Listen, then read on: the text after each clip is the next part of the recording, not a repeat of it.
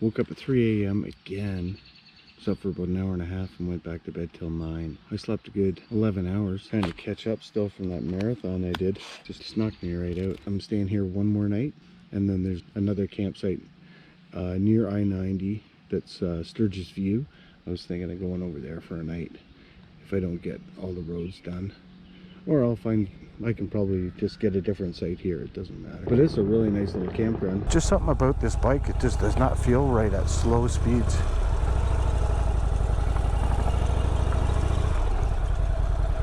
And it really messes with me.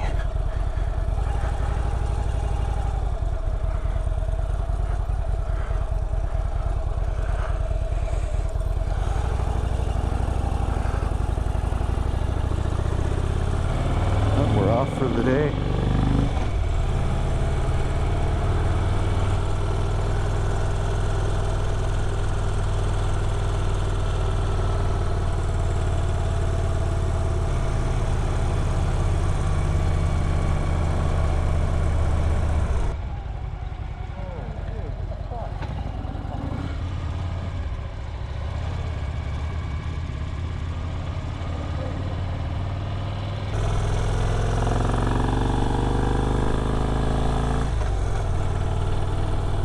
Appears to be slow going in these hills.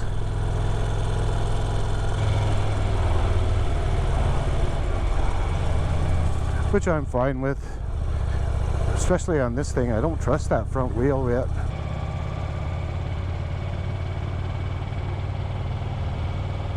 So now I see why it takes all day to do these rides, or all day and then some, because you're barely moving.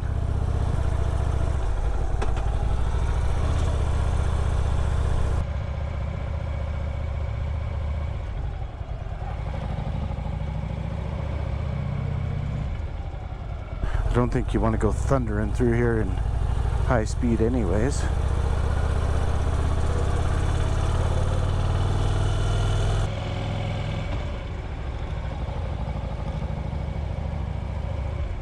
So this road is 16A, going from Grizzly Creek down.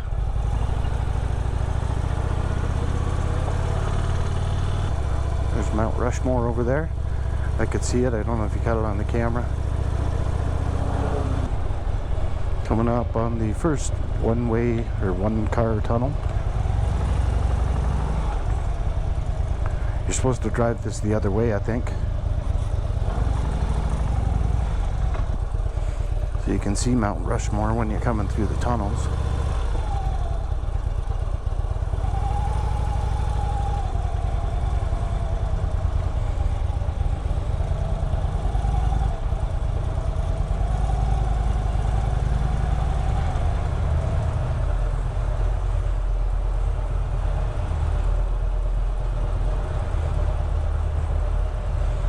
Might just do 16A twice and ride back the other way. People are struggling in cars and making it really difficult for me.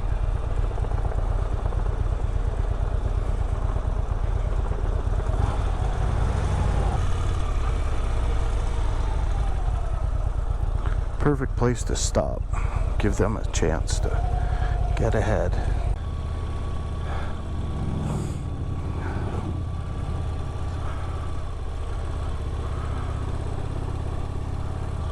Much easier when you're not following. Man, it's not hard to see why people live out here.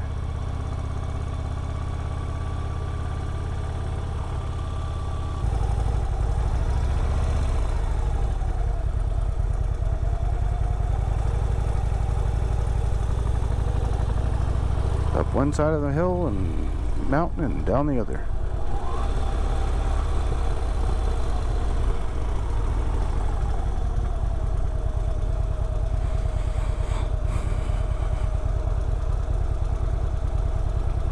Nobody chasing speed here. And if they are, they're insane. Must be crazy doing this on a bike that I don't know. I'd really prefer my Softail. There's Mount Rushmore, guys. You see it?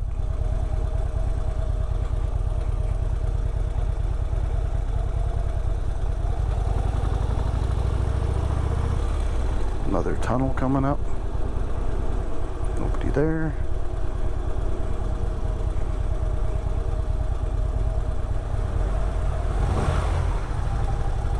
This thing sounds like shit. That guy was nice enough to pull over.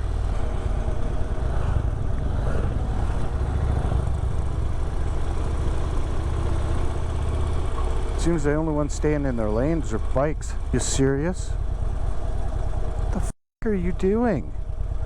Holy f! You can kill somebody.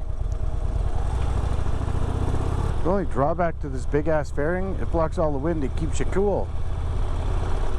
And it's nice and cool today. It shouldn't be even steaming hot. I'm used to riding with my soft tail. Get all the wind.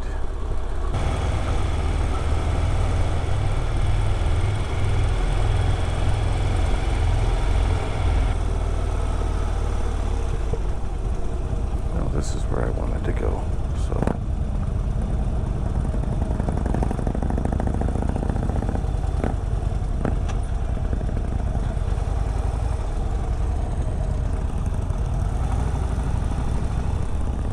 What is all this? Yeah, I don't need to see buffalo. I think I'm gonna go back the way I just came to Playhouse Road.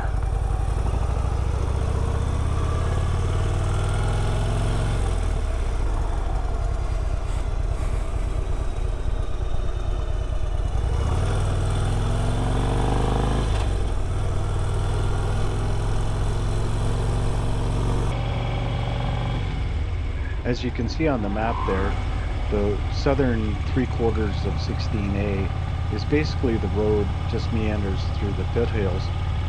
It's a great ride, but it makes for a boring video if you're just sitting here watching it.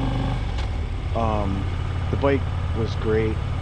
I did have the tensioner in the primary is a little sloppy, so it kind of jumpy and wasn't fun for riding smooth, but all in all the bike performed well and I had no issues other than that flashing DTC light. All the way home it did that, and I haven't had time to get into it since, but we'll get that sorted out. 16A though, you can't go wrong riding that road. The only regrets I have are that I didn't take more time, and I really should have taken another day and retraced, and I didn't know that the cameras had locked up, so at the end of this I didn't, just as I was getting back to the point where I was getting into the mountain and coming back through the tunnels, I didn't know, but the cameras had frozen up. The worst part for me is the cameras overheat continuously. It doesn't matter if I'm out in the heat like I was this day, or even at the range, it seems like it's too cool when in the middle of winter. So I just can't seem to win with GoPro, so I think I'm gonna have to switch up cameras and go with something else that's a little more reliable. These seem to be great when they do work, but when they don't work, well, it's not like I can run back and refilm when I was 1,200 miles from home, so that's really disappointing on my end. So while I got to see it firsthand, I don't get to share it, and well, I'll have to wait till next year, because now the boys and I are planning on doing another road trip out there.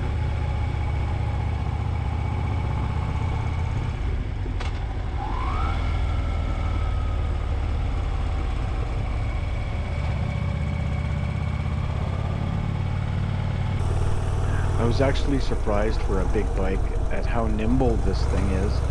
Handles the corners no problem.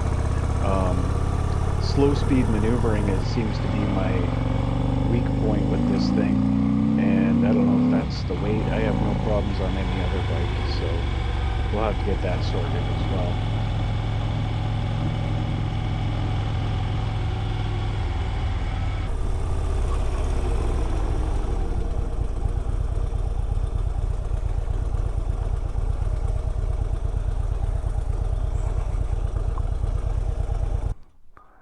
Well, folks, this is Custer National Park.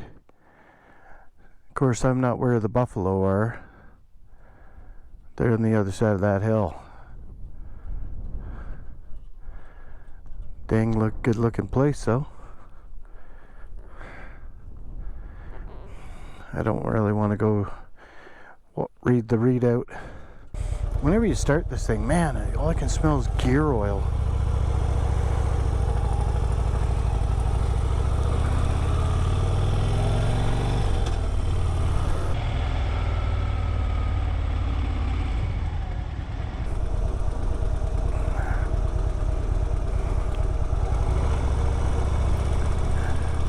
Even though going through these low speed, they're still fun. Way better than sitting on the interstate at 90 or 80 or 90 and just being bored shitless. And believe it or not, even on this big old tank, as long as I keep it moving forward, I have no problem manipulating the bike. It actually turns in very well. Turns in better than my my soft tail because of the way I've got it laid out. But this thing here, definitely I gotta lower the front and the back just so I can move it around. Part of the problem is the foot pads, passenger pegs, boards.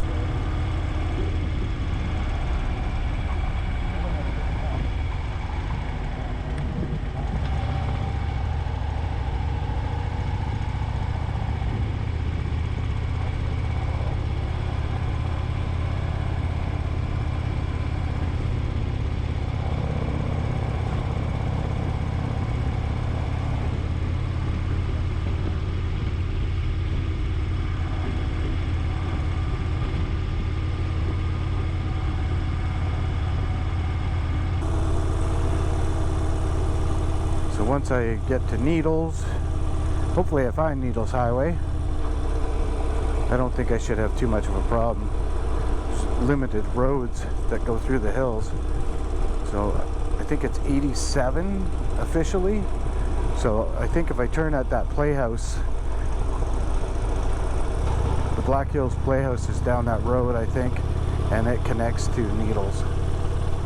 So if I get through Needles and then I'm going to tour back around, get some dinner on the way back, sit down and have some chow and relax. And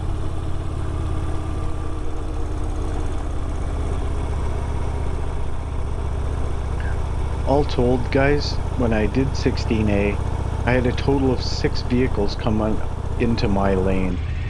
I finally got so frustrated by the time I got back down by the campground, I literally said that's enough for the day and just went and parked it.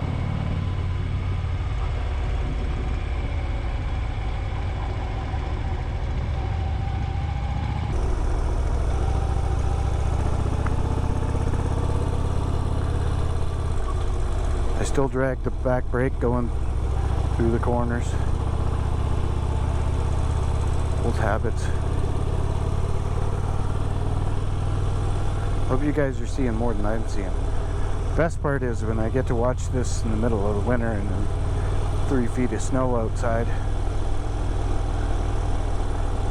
I'll get to relive it.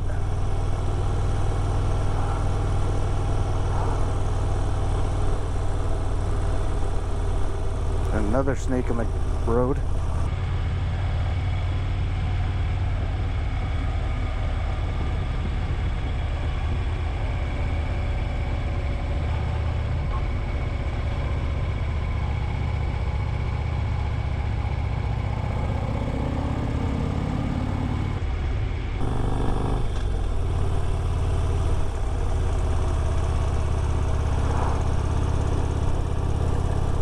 Couldn't ask for better weather. Apparently it's really shitty at home and rainy.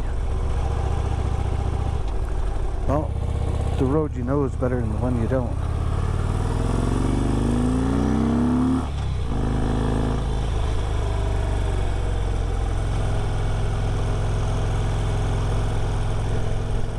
try for GPS up here. It's really sucking that my phone's decided